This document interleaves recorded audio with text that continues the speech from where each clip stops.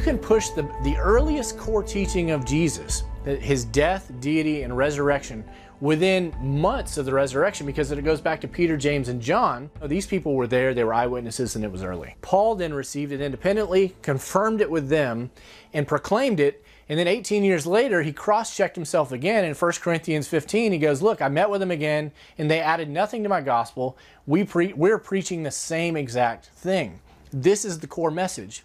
And you can, again, trace it back to the beginning, that there was never a Christianity without that at the heart of it. The issue that sometimes raises up, well, these books are written many decades later, and so they reflect a theological development coming down the road. All that shrinks back when you look at the person of Paul. So Paul, for example, is pure gold for a historian. They're going to grant Paul early. The conversion from Saul, who persecuted Christians, to Paul, who was the chief proclaimer in the early church and wrote most of what we now have as the New Testament.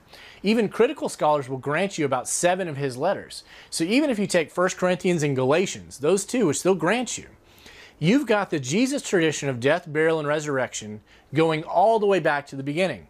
Paul and his conversion is about 2 years after the crucifixion, 2 to 3 years, and even critical scholars will grant you that. He was writing within a few years of the time of Christ. Oh yeah, and this is why for many, the scholars and all will give 1 Corinthians incredible credence because of its closeness. Paul, as an intellectual, was highly credible in that day. He would have been the equivalent of having a dual PhD in our culture from, say, Oxford and Stanford. So he was trained in the law, he was a Roman citizen, he understood the world in which he lived in, he understood the ideas of the day, and yet he was able to process and interact with those. He's able to interact with people in Greek mythology. He was able to quote Greek poets. He was able to quote the law and interact with the Jewish leaders of the day.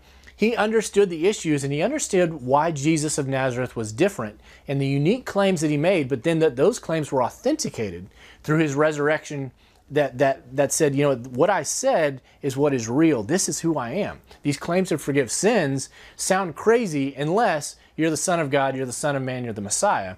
And that's who he showed himself to be. And Paul is probably our earliest and best witness to that. And our critical scholars will grant us Paul being that eyewitness. One of the most fascinating things in all of religious literature is what Paul does in 1 Corinthians 15. He had the opportunity to separate faith from history from now until the end of time. But what he did is he put them together in the resurrection event, because he says, look, if Jesus didn't rise from the dead, you're still in your sins and you're of all men most to be pitied.